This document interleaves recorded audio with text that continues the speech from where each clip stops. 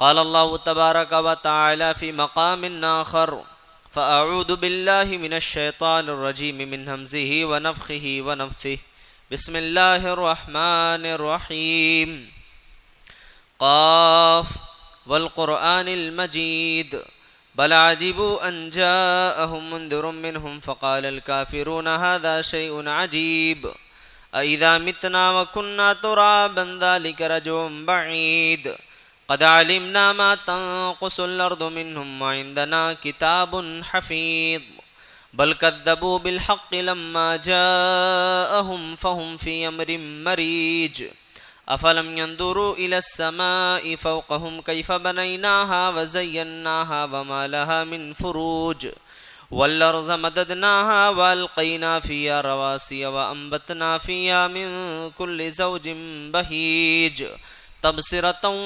وذكرى لكل عبد منيب. وقال النبي صلى الله عليه وسلم الأرواح جنود مجندة فما تعارف منها ائتلف وما تناكر منها اختلف. معزز حاضرین جمعہ، نوجوان ساتھیوں، اسلامی بھائیوں اور اسلامی ماں اور بہنوں اور پیارے بچوں، اللہ رب العالمین کے لیے بے شمار تعریف، توصیف، بڑائی، بزرگی، کبریائی ہو، جس نے ہمیں اور آپ کو ایمان جیسی عظیم دولت سے نوازا ہے. بعدہ درود لامحدود ہو بالخصوص ہمارے آخری پیغمبر جناب محمد رسول اللہ صلی اللہ علیہ وسلم پر، اور بالعموم تمام انبیاء کرام علیہم الصلاۃ والسلام پر. حضرات، اس دنیا کے اندر جتنے بھی اجسام زندہ ہیں، چاہے وہ انسان ہو، حیوان ہو، جانور ہو، کوئی بھی ہو، ان کے اندر زندگی پیدا کرنے کے لیے جو چیز اللہ تبارک و تعالی نے ڈال رکھی ہے اسے ہم اور آپ روح کہتے ہیں. اگر یہی روح ہمارے جسموں سے نکل جائے تو انسان لاش بن جاتا ہے، انسان مر جاتا ہے، اس کی چلتی ہوئی سانسیں رک جاتی ہیں، انسان کی چلتی ہوئی زندگی ٹھہر جاتی ہے، آدمی اپنے وجود کو کھو بیٹھتا ہے. یعنی جو اصل اس کی حقیقت ہے، جو نام ہے، وہ نام انسان کھو بیٹھتا ہے، صرف اس کا جسم باقی رہتا ہے. اور اللہ تبارک و تعالی نے اگر اس کے اوپر خاص فضل کیا تو اس کا نام بعد میں بھی اللہ تعالی زندہ رکھتا ہے، لیکن اس کا جسم مردہ ہو جاتا ہے. بھائیو، اس روح کی آخر حقیقت کیا ہے؟ اس کے بارے میں شریعت کیا کہتی ہے؟ کیا باتیں ہمارے معاشرے کے اندر روح کے تعلق سے بدگمانیاں لوگوں کے درمیان پھیلائی گئیں، عام کی گئیں کہ روحیں بھٹکتی ہیں، ہے نا؟ اس طریقے سے روحوں کے بارے میں اور بہت سارے غلط افکار اور نظریات کو عام کیا گیا. اسی پر انشاءاللہ کچھ باتیں آپ کے سامنے ہوں گی. اللہ تبارک و تعالی ہمیں کتاب و سنت کو سمجھنے، اس پر عمل کرنے کی توفیق نصیب فرمائے. نبی کریم صلی اللہ علیہ وسلم کے پاس کچھ لوگ آئے سوال کرنے کے لیے روح کے بارے میں. قرآن اس کا نقشہ کھینچتا ہے. وَيَسْأَلُونَكَ عَنِ الرُّوحِ قُلِ الرُّوحُ مِنْ أَمْرِ رَبِّي. اے میرے نبی، یہ آپ سے روح کے بارے میں پوچھتے ہیں، آپ انہیں بتا دیں قُلِ الرُّوحُ مِنْ أَمْرِ رَبِّي، یہ روح جو ہے میرے رب کا ایک حکم ہے. وَمَا أُوتِيتُم مِّنَ الْعِلْمِ إِلَّا قَلِيلًا، اور تمہیں جو علم دیا گیا ہے وہ بہت ہی تھوڑا علم ہے. تم روح کی حقیقت سے اتنا ہی واقف ہو سکتے ہو جتنا اللہ نے تمہیں واقف کیا ہے، اس سے زیادہ تم جان نہیں سکتے ہو، اس سے آگے تم بڑھ نہیں سکتے ہو. اللہ نے تمہیں جتنا بتایا ہے تم اتنا ہی علم رکھتے ہو، اس کے آگے تمہیں علم نہیں ہو سکتا. وَمَا أُوتِيتُم مِّنَ الْعِلْمِ إِلَّا قَلِيلًا، اور اے میرے بندو، تمہیں جو علم دیا گیا ہے وہ بہت ہی تھوڑا ہے، بہت ہی مختصر ہے. روح کے بارے میں اللہ کے رسول صلی اللہ علیہ وسلم کے سامنے کچھ لوگ پوچھنے کے لیے آئے تھے. اللہ کے رسول صلی اللہ علیہ وسلم پر آیت کریمہ اللہ نے نازل فرمائی اور مسئلہ واضح کر دیا. کہا تمہیں جو علم دیا گیا بہت ہی تھوڑا ہے، اور روح یہ اللہ کا ایک حکم ہے، اللہ کے حکم سے جسم میں داخل ہوتی ہے اور اسی کے حکم سے جسم سے نکل جاتی. مسئلہ واضح ہو گیا. روح کا رشتہ جسم کے ساتھ کب قائم ہوتا ہے؟ روح کا رشتہ جسم سے کب قائم ہوتا ہے؟ ایک حدیث دیکھتے ہیں. نبی کریم صلی اللہ علیہ وسلم نے بڑی لمبی حدیث ہے جو محل شاہد ہے اور میں آپ کے سامنے رکھتا ہوں کہ جب بچہ 4 مہینے کا ماں کے پیٹ میں جب بچہ 4 مہینے کا ہو جاتا ہے، اللہ رب العالمین کی طرف سے ایک فرشتہ بھیج دیا جاتا ہے اس کے اندر روح پھونکنے کے لیے. اب اس کی ایک الگ الگ پروسیس ہے کہ کس اعتبار سے پہلے وہ گوشت کا ایک خون کا ایک لوتھڑا ہوتا ہے، پھر وہ گوشت بنتا ہے، پھر اس کے اندر ہڈیاں آتی ہیں، اس کے بعد اللہ تعالیٰ فرشتوں کو بھیجتا ہے، اس کے اندر روح ڈال دیتا ہے. گویا ماں کے پیٹ میں ہی جب بچہ ہوتا ہے اس کے اندر روح ڈال دی جاتی ہے. اور اللہ کے نبی نے یہ بھی بیان فرمایا کہ صرف روح ہی نہیں ڈالی جاتی ہے بلکہ اس کی روزی بھی لکھ دی جاتی ہے کہ کب تک وہ دنیا میں زندہ رہے گا وہ بھی لکھ دیا جاتا ہے. شقی او سعید، نیک ہوگا یا برا ہوگا وہ بھی لکھ دیا جاتا ہے. اور یہ فرشتہ اللہ کے حکم سے لکھتا ہے.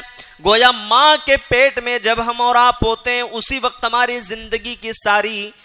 زندگی کا سارا ڈیٹا پہلے سے وہاں لکھ دیا جاتا ہے. کیا ہونے والا ہے، کیسے ہونے والا ہے، سب کچھ وہاں نوٹ کر دیا گیا. کب تک زندہ رہے گا، نیک ہوگا کہ برا ہوگا، روزی کتنی کمائے گا، یہ ساری چیزیں وہاں لکھ دی گئی. رشتہ کب قائم ہوا؟ ماں کے پیٹ میں روح کے ساتھ، وہاں یہ ساری چیزیں نوٹ کر دی گئی. اب روح کے تعلق سے ایک اور حدیث میں آپ کو سنا دوں. نبی کریم صلی اللہ علیہ وسلم نے یہ جو حدیث بیان فرمائی ہے بڑی عجیب و غریب حدیث آپ کو لگے گی. دنیا میں کئی لوگوں سے ملاقاتیں ہوتی ہوں گی، کئیوں سے آمنا سامنا ہوتا ہے، اور کئی چہرے ایسے ہوتے ہیں کہ آدمی دیکھتے ہی ان سے متعارف ہو جاتا ہے یا ان کے ساتھ ایک انسیت ہو جاتی ہے. کبھی بھی آپ سفر میں ہو، اچانک کوئی ملے، پہلے سے کوئی پہچان نہ ہو، ایسا کیوں ہوتا ہے آپ جانتے ہو؟ آئیے حدیث میں آپ کو سنا دیتا ہوں. حضرت اما عائشہ بیان فرماتی ہیں اللہ کے رسول صلی اللہ علیہ وسلم نے ارشاد فرمایا الارواح جنود مجندہ. جب اللہ تبارک و تعالیٰ نے جسموں کو پیدا نہیں کیا تھا تو روحوں کو اللہ نے جمع کیا. یہ روحیں ایک لشکر کی مانند تھیں. فما تعارف منها تلف. اب یہ روح جب دنیا میں ایک دوسرے سے متعارف ہوتی ہے تو اللہ تبارک و تعالیٰ وہ دل کے اندر محبت ڈال دیتا ہے، محبت آ جاتی ہے، آدمی انسیت اس کے تعلق سے دل کے اندر پیدا ہو جاتی ہے. وما تناکر منها اختلف. اور جو روحیں ایک دوسرے سے متعارف نہیں ہو پاتی ہیں ان کے درمیان کبھی محبت نہیں ہوتی ہے. یہ بات آپ یاد رکھ لیں، اسی لیے کیونکہ اللہ تبارک و تعالی نے وہاں پر یہ چیز بیان فرمائی کہ فما تعارف منها تلف وما تناکر منها اختلف. اور آگے چلیے، ہماری جو روح ہے نا ہمارے جسم سے ہر دن نکل جاتی ہے. روح کب نکلتی ہے جسم سے؟ ہم اور آپ یہ سوچتے ہیں بھائی جس دن انسان مر گیا اسی دن روح نکل گئی. ایسا نہیں ہوتا ہے. جب جب انسان سوتا ہے، نیند کی آغوش میں ہوتا ہے، اس کی روح جسم سے پرواز کر جاتی ہے، صرف سانسیں چل رہی ہوتی ہیں. اب اللہ تبارک و تعالیٰ چاہے تو اسے واپس لوٹا دیتا ہے، اور اگر مدت پوری ہو گئی تو اللہ تعالیٰ اسے روک بھی لیتا ہے. آئیے دیکھتے ہیں اللہ نے کیا فرمایا. اللہ یتوفی الانفس. اللہ تبارک و تعالی جسموں کو موت دے دیتا ہے. حین موتها واللتی لم تمت فی منامها. اور جب آدمی نیند کی آغوش میں ہوتا ہے اسے موت نہیں آتی ہے کیونکہ اللہ نے اس کا ٹائم ابھی باقی رکھا ہے. ابھی اس کو دنیا میں زندہ رہنا ہے، اسے موت نہیں آتی ہے. اب اس کی زندگی ختم ہو گئی، اس کا ٹائم ختم ہو گیا، اللہ تعالیٰ اس کی روح کو روک لیتا ہے. اسی لیے جب ہم نیند کی آغوش میں ہوتے ہیں تو ہمیں یہ خواب نظر آتے ہیں کہ ہم وہاں چلے گئے تھے، ہم نے یہ خواب میں یہ چیز دیکھا. آدمی خواب میں کیا کیا نہیں دیکھتا، بولتا بھائی میں آج خواب میں فلاں شہر گھوم کر کے آیا، فلاں جگہ میں موجود تھا. اس طریقے کی کیفیت اس کا جسم بھی محسوس کرتا ہے. یا کوئی چیز آدمی کھا رہا ہو خواب میں وہ بھی محسوس کرتا ہے، یا کوئی تکلیف ہو رہی ہو خواب میں وہ بھی محسوس ہوتی ہے. اس کا مطلب یہ ہوا کہ جب ہم نیند کی آغوش میں ہیں اور جو چیزیں ہمارے ساتھ ہو رہی ہیں، ہماری روح کے ساتھ جو چیز ہو رہی ہوتی ہے، ہمارا جسم اسے محسوس کر رہا ہوتا ہے. بالکل اسی طریقے سے جب ایک انسان مر جاتا ہے اور مرنے کے بعد عالم برزخ کی اس کی زندگی شروع ہوتی ہے. میرے بھائیوں، اگر اعمال اچھے ہیں، جسم کو وہاں اگر جو ہے نعمتیں ملیں گی، ہماری روح سے محسوس کرتی ہے. اور اگر جسم کو عذاب ہوگا تو جسم وہ بھی محسوس کرے گا، روح وہ بھی محسوس کرے گی. ایسے نہیں، بعض لوگوں نے انکار کر دیا عذاب قبر کا، کہا نہیں مانتے ہم. کیوں؟ کہا عقلی طور پر بات سمجھ میں نہیں آ رہی ہے. قبر میں کیسے عذاب ہوگا؟ آدمی مر گیا، اس کی ہڈیاں باقی رہتی ہیں، سب کچھ ختم ہو جاتا ہے، کچھ دنوں کے بعد مٹی کے ساتھ گھل مل جاتا ہے، کہاں وہ باقی ہے، کہاں اس کو عذاب ہو رہا ہے؟ یہاں اللہ نے بات سمجھا دی، کہا عذاب ایسے ہوتا ہے، ایسے عذاب ہوتا ہے. اور آگے چلیے، روح کی غذا کیا ہے؟ دیکھیے، جسم کی غذا کی ہمیں بڑی فکر ہوتی ہے نا. ایک نوجوان ہوتا ہے، وہ جم جوائن کرے گا، بھائی باڈی شوڈی اچھی دکھنی چاہیے، لوگوں کے سامنے ہمارا چہرہ بڑا خوبصورت ہونا چاہیے. کیوں؟ کیونکہ جب لوگ دیکھیں گے ہمارا جسم اچھا ہے، چہرہ خوبصورت ہے، لوگ اچھا سمجھیں گے، لوگوں کو اچھا تاثر جائے گا، لیکن ہماری اپنی روح کی کوئی پرواہ نہیں. یاد رکھو کہ اللہ تبارک و تعالی نے ہمارے جسم کی غذا کا انتظام اس زمین سے کیا ہے. زمین سے پیدا ہونے والی چیزیں ہمارے جسموں کی غذا ہیں، اور ہماری روح چونکہ اوپر سے آئی ہے، اللہ تبارک و تعالی نے روح کی غذا کا انتظام اوپر سے کر دیا، اوپر سے کیا. علامہ عبداللہ ابن باز رحمت اللہ علیہ کا واقعہ آپ سن لیں. بڑھاپے تک کوئی چھٹی نہیں لی، 90 سال کی عمر ہو گئی. کسی نے سوال کیا، کہا کہ شیخ محترم آپ کی عمر اتنی زیادہ ہو گئی ہے اور آپ نے اب تک کوئی چھٹی نہیں لی، آخر کون سی ایسی چیز ہے جو آپ کو طاقت دے رہی ہے، تقویت پہنچا رہی ہے؟ انہوں نے جو جواب دیا نوجوانوں، وہ جواب ہم سب کے لیے ضروری ہے، اور وہ جواب ہم سب کے لیے ہے. کہا کہ بیٹے، جب روح جوان ہو تو جسم کے بڑھاپے سے فرق نہیں پڑتا ہے. جب روح جوان ہو تو جسم کے بڑھاپے سے فرق نہیں پڑتا ہے. یعنی اس روح کی غذا ہمارے پاس ہونی چاہیے جو قرآن و سنت نے ہمیں فراہم کیا ہے. قرآن کی تلاوت میں، اللہ رب العالمین کے سامنے کھڑے ہونے میں، نمازوں میں، اللہ کی عبادت میں، اللہ کی فرما برداری میں جو روح کی ایک غذا ہے ہم اور آپ کے لیے، اگر یہ غذا چھوٹ گئی تو ہمارا جسم لاکھ خوبصورت ہو، لاکھ ہم ہٹھے کٹھے ہوں، قوی ہوں، نوجوان ہوں، یہ جسم نہیں ہے. میرے بھائیو، اصل قوت تو روح کی قوت ہے، روح کی قوت ہے. اور آگے چلیے، آج ہمارے اس معاشرے کے اندر جو ہمارا سارا فوکس ہے وہ کس چیز کے اوپر ہے؟ جسم کے اوپر ہے. میرے بھائیو، آپ دنیا کے دوسرے ممالک میں چلے جائیں، وہاں پر حالت یہ ہے کہ لوگ جسموں کو سنوارنے میں لگے، روح کی کوئی فکر نہیں ہے. آپ کرسچن کو دیکھ لیں، صوفیہ کو دیکھ لیں، وہ صرف روح کے پیچھے ہی پڑے ہیں، ان کو جسم کی کوئی فکر نہیں ہے. اسلام ایک ایسا مذہب ہے جو دونوں کے درمیان ہمیں بیلنس برقرار رکھنے کی تعلیم دیتا ہے. اسلام یہ کہتا ہے کہ ہمیں صرف جسم کے پیچھے ہی نہیں بھاگنا ہے کہ روح ہماری پیچھے چھوٹ جائے، اور صرف روح کے پیچھے ہی نہیں بھاگنا ہے کہ جسم کو ہم تکلیف دے بیٹھے. صوفیہ نے کیا کیا؟ روح کے پیچھے لگ گئے، جسم کے اوپر ظلم کر بیٹھے.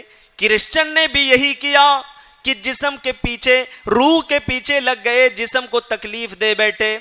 اسلام کیا کہتا ہے؟ آئیے وہ حدیث آپ کو میں سنا دیتا ہوں.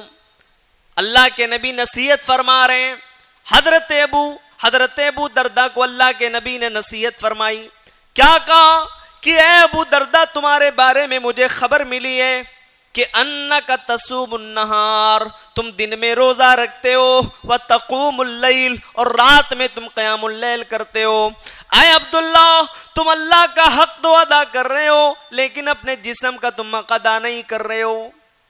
انہوں نے کیا کہا؟ کہا بلا یا رسول اللہ، اے اللہ کے رسول کیوں نہیں، جو آپ کہہ رہے ہیں وہی بات سچی ہے. اللہ کے نبی نے کہا کہ اے عبداللہ تم روزہ بھی رکھا کرو، صم وافطر، اور افطار بھی کیا کرو. اے عبداللہ تم اللہ کا بھی حق ادا کرو اور جو بندوں کے حقوق ہیں وہ بھی ادا کرتے رہو. اے عبداللہ فَإِنَّ لِجَسَدِكَ عَلَيْكَ حَقًّا، تمہارے جسم کا بھی تم پر حق ہے. وَإِنَّ لِعَيْنِكَ عَلَيْكَ حَقًّا، اور تمہاری آنکھوں کا بھی تم پر حق ہے. آنکھوں کا بھی حق ہے، سونا بھی ہے، جسم کا بھی حق ادا کرنا ہے. بیوی بچے ہیں، فیملی ہے، گھر خاندان ہے، ان کے بھی حقوق ادا کرنے ہیں. گویا اسلام ہمیں یہ گائیڈ کرتا ہے کہ لوگوں سنو، سماج اور معاشرے سے کٹ کر کے رہبانیت اختیار کر لینا، سادھو سنت بن جانا، صوفی بن جانا، دنیا سے کٹ جانا اسلام کی قطعاً یہ تعلیم نہیں. اسلام یہ کہتا ہے کہ اللہ کا حق بھی ادا کرو، بندوں کے حقوق بھی ادا ہونے چاہیے. یعلمون ظاہرا من الحیات الدنیا، فرمایا کہ دنیا میں کچھ لوگ ایسے ہیں کہ دنیا کے بارے میں انہیں بڑا گہرا علم ہے. وَهُمْ عَنِ الْآخِرَةِ هُمْ غَافِلُونَ، لیکن آخرت سے وہ بندے غافل ہو چکے ہیں. کچھ لوگ ایسے ہیں دنیا کا بڑا گہرا علم رکھتے ہیں، جسموں کو سنوارنے میں لگے ہیں، سارا فوکس اپنے چہرے پر ہے، بیوٹی پارلر کھلے ہوئے ہیں، وہاں جا رہے ہیں چہرہ سنوار رہے ہیں، ہاں، اور اسی طریقے سے اپنے آپ کو بنانے میں لگے ہیں، لیکن آخرت کی کوئی فکر نہیں، روح کو سنوارنے کی کوئی فکر نہیں. ایک سوال یہ بھی آیا تھا کہ کیا جسموں سے ہمارے جو روح نکلتی ہے، کوئی انسان انتقال کر جاتا ہے تو اس کی روح کیا بھٹکتی بھی ہے؟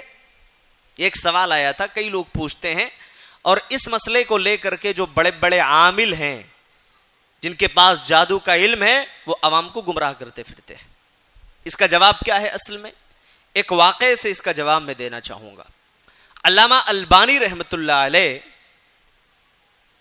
ان کے دور میں دمشق کے اندر ایک بہت بڑا عامل رہتا تھا. عامل یہ دعویٰ کرتا تھا کہ میں بہت سارے لوگوں کی روحوں کو حاضر کر سکتا ہوں جو لوگ مر چکے ہیں. علامہ البانی رحمت اللہ علیہ نے جب سنا تو اس عامل کے پاس پہنچے. وہ اصل میں کرتا یہ تھا کہ جب کسی کا انتقال ہو جاتا، اس کی وفات ہو جاتی، تو جس انسان کی وفات ہو جاتی ہے اس کے ساتھ جو قرین رہتا تھا اس کی زندگی میں، قرین یہ جو شیطان ہوتا ہے نا، وہ ہر ایک چیز کے بارے میں اسے واقفیت ہوتی ہے. وہ انسان مر جاتا ہے لیکن اس کا قرین نہیں مرتا، وہ زندہ رہتا ہے، وہ زندہ رہتا ہے. اب یہ عامل کیا کرتا تھا؟ اسی قرین کو حاضر کر کے سارا جو اس کا ڈیٹا تھا، اس کی زندگی کی معلومات رہتی، اس کو حاصل کر لیتا. جیسے آج کل ہمارے اس ملک کے اندر بہت سارے پرچی کاٹنے والے بابا گھوم رہے ہیں، گمراہ کر رہے ہیں لوگوں کو، اور عوام بیچاری یہ سوچ رہی کہ بھائی یہ تو بڑا پہنچا ہوا بابا لگ رہا ہے، سب کی پرچیاں کاٹ رہا ہے، اس کو خود اپنے زندگی کا پتہ نہیں، اس کی پرچی کب کٹ جائے. ایک بار کسی پروگرام میں جا رہا تھا، پتہ چلا راستے میں طبیعت بگڑ گئی. بھائی اس کو اگر فیوچر کا علم ہے، مستقبل کا پتہ ہے، تو پہلے سے ہی تیار رہتا نا کہ آج میری طبیعت بگڑنے والی ہے، کیوں میں جاؤں.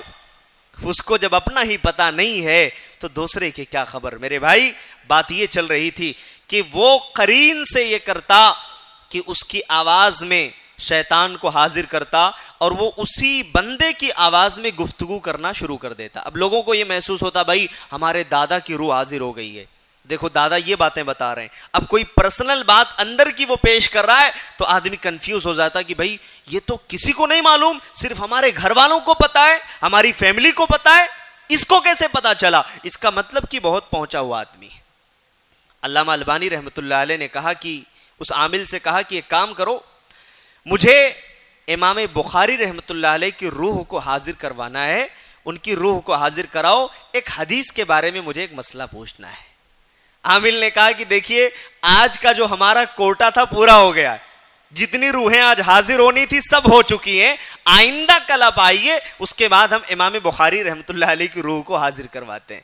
اگلے دن جب علامہ البانی رحمۃ اللہ علیہ پہنچے تو پتا چلا کہ وہ عامل نہ وہاں موجود ہے، نہ اس کی دکان موجود ہے، وہاں سے فرار ہو گیا۔ جاء الحق وزهق الباطل ان الباطل کان زہوقا۔ شیطان کو کیا پتا کہ کون سی حدیث صحیح ہے کون ضعیف ہے؟ وہ کہاں بتا سکتا ہے؟ وہ لوگوں کو وہاں تک دھوکہ دے سکتا ہے جہاں تک اللہ تبارک و تعالی نے اس کو قوت دے رکھی ہے۔ اس کے آگے جو شریعت کا گہرا علم ہے وہ تو اللہ تبارک و تعالی نے اپنے بندوں کو دے رکھا ہے، جو اللہ والے ہیں۔ وہ شیطانوں کے پاس اس کا علم نہیں ہے، وہاں شیطان مات کھا گیا۔ پتہ یہ چلا روحیں بھٹکتی نہیں ہیں، روحوں کو حاضر نہیں کیا جا سکتا، اس لیے گھبرانے کی بھی ضرورت نہیں۔ کہیں کسی کا ایکسیڈنٹ سے انتقال ہو گیا، کہیں کوئی ڈوب کر کے مر گیا تو کوئی یہ نہ سوچے کہ نہیں یہاں یہ ڈوب کر کے مرا تھا، روح اس کی بھٹک رہی ہوگی۔ آپ کو ڈرنے کی ضرورت نہیں، صبح و شام کے اذکار کا اہتمام کریں، اللہ تبارک و تعالی آپ کو شیطان کے شر سے، اس کے فتنے سے محفوظ کر دیں گے۔ ایک اور آخری بات بیان کر کے اپنی گفتگو ختم کروں گا۔ سوڈان کا رہنے والا ایک بہت بڑا جادوگر تھا جن کا نام تھا حامد آدم۔ آپ نے نام اگر سنا ہوگا تو واقعہ بھی معلوم ہوگا، لیکن جن کو نہیں پتا ہے ان کو بتانا چاہتا ہوں۔ حامد آدم اتنا بڑا جادوگر کہ اس کے ماتحت تقریباً 250 سے زائد شیاطین کام کرتے تھے، اتنا بڑا جادوگر۔ اور حامد آدم کا یہ کہنا ہے کہ میں نے کئی ایسے میچز تھے فٹ بال کے جو میچ میں نے جادو کے ذریعے سے جتوایا ہے، جادو کر کے جتوایا ہے۔ اور حامد آدم کا یہ بھی کہنا ہے کہ جو جادو سیکھا جاتا ہے اس کا بنیادی سبب غربت ہوتی ہے، فقیری ہوتی ہے، محتاجگی ہوتی ہے، جس کی بنیاد پر ایک آدمی جادو سیکھتا ہے اور لوگوں کے اوپر جادو کرتا ہے۔ لیکن اللہ نے مجھے توبہ کی توفیق دے دی، میں نے توبہ کر لیا۔ جب توبہ میں نے کیا، شیطانوں نے مجھے آفر کیا، کہا کہ حامد آدم تم جادو مت چھوڑو، تمہاری ڈبل خدمت کرنے کی ہم ضمانت لیتے ہیں، ہم تمہیں وعدہ کرتے ہیں کہ ڈبل تمہاری خدمت کریں گے، تم پریشان مت ہونا۔ کہا پھر بھی میں نے نہیں مانا، میں نے توبہ کیا، سچے دل کے ساتھ توبہ کیا۔ اس کے بعد مجھے جان سے مارنے کی دھمکی دی گئی، کہا جان سے مارنے کی دھمکی ملی، لیکن اللہ کی قسم آج تک میرے پاس جو ہتھیار ہے جس نے مجھے ان شیطانوں سے بچا کر کے رکھا ہے وہ صبح و شام کے اذکار ہیں جو آج تک میں پڑھتا ہوں، اہتمام کرتا ہوں، اور یہی وجہ ہے کہ آج تک انہوں نے مجھے ذرہ برابر بھی کوئی تکلیف یہ پہنچا نہیں سکے، کیونکہ اللہ کا کلام اور اللہ رب العالمین کی بتائی ہوئی دعائیں میرے ساتھ۔ سبحان اللہ، سارے شیطانوں نے جان سے مارنے کی دھمکی دی۔ حامد آدم نے کہا کہ ان دعاؤں کا اہتمام جب سے میں نے شروع کیا، شیطان روز اس گھات میں بیٹھا رہتا ہے کہ آج یہ پڑھنا بھول جائے میں اٹیک کر دوں، لیکن اللہ کا فضل ہے کہ آج تک میں نے وہ دعاؤں کو پڑھنا میں بھولا نہیں ہوں، پابندی کے ساتھ میں اس کا اہتمام کرتا ہوں۔ آپ اندازہ لگائیں شیطان کتنا چالاک ہے۔ جادوگر پہلے آفر کیا جان سے، پھر بعد میں مارنے کی بھی دھمکی دی، لیکن اللہ رب العالمین نے جو دعائیں بتائیں ان دعاؤں کے ذریعے سے وہ شیطان کے شر سے محفوظ ہو گئے۔ بھائیو، عرض کرنے کا مطلب یہ ہے کہ روح کے بارے میں بس ہمیں اتنی سی بات یاد رہے کہ اللہ رب العالمین نے جیسے ہمیں اپنے جسم کے پرواہ کرنے کی اللہ رب العالمین نے سمجھ دی ہے، ایسے ہمیں یہ سمجھ ہونی چاہیے کہ کی روح ہمارے اندر ہے، اس کی غذا کا اہتمام ہمیں ہی کرنا ہے۔ اگر روح کمزور ہو گئی تو جسم طاقتور ہو کوئی فائدہ نہیں ہے۔ اللہ رب العالمین سے دعا ہے رب العالمین ہم تمام کو جسموں کے ساتھ اپنی روحوں کی پرواہ کرنے کی توفیق نصیب فرمائے۔ اللہ تعالی ہماری روحوں کی غذا کا اہتمام کرنے والا ہمیں بنائے۔ اللہ تعالی ہمیں توحید پر زندہ رکھے اور اسی پر ہمارا خاتمہ ہو۔ آمین۔ تقبل یا رب العالمین۔ وآخر دعوانا الحمدللہ رب العالمین۔